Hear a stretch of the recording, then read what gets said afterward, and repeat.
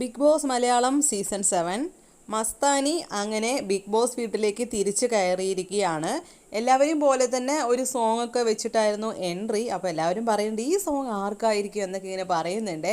എന്നിട്ട് പിന്നെ ആ ഡോറ് തുറന്ന് വരുമ്പോൾ മസ്താനിയെ കാണുമ്പോൾ ഇത്രയും നാൾ എല്ലാവരും എൻട്രി ചെയ്തപ്പോൾ ഉള്ള ആ ഒരു സന്തോഷം, ആർപ്പ് വിളി അതൊന്നും ഉണ്ടായിരുന്നില്ല കേട്ടോ. എല്ലാവരും സൈലൻ്റ് ആവുക ചെയ്തത് മസ്താനിനെ കണ്ടപ്പോൾ. പക്ഷെ നെവിൻ വേഗം ഓടി ചെന്നിട്ട് കൈയൊക്കെ കൊടുക്കുന്നുണ്ട്. പിന്നെ മസ്താനി തന്നെ എല്ലാവർക്കും കൈ കൊടുക്കുകയായിരുന്നു, എല്ലാവരോടും വിശേഷമൊക്കെ ചോദിക്കുന്നുണ്ട്. അനീഷിൻ്റെ അടുത്താണെങ്കിലും പറയുന്നുണ്ട് അനീഷേട്ടാ ഒരുപാട് മാറിയല്ലോ എന്നൊക്കെ ഇങ്ങനെ പറയുന്നുണ്ട്, സംസാരിക്കുന്നുണ്ട്, കൈ കൊടുക്കുന്നുണ്ട്.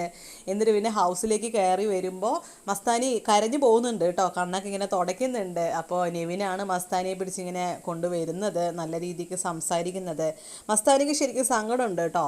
പഴയ കാര്യങ്ങളൊക്കെ ആലോചിച്ചിട്ടായിരിക്കും ബിഗ് ബോസ് വീട്ടിൽ നടന്ന കാര്യങ്ങളൊക്കെ മസ്താനി ചെയ്തതും അതൊക്കെ ചിലപ്പോൾ ആയിരിക്കാം, ചിലപ്പോൾ ഇപ്പോൾ സങ്കടം ഉണ്ടാവുമായിരിക്കും.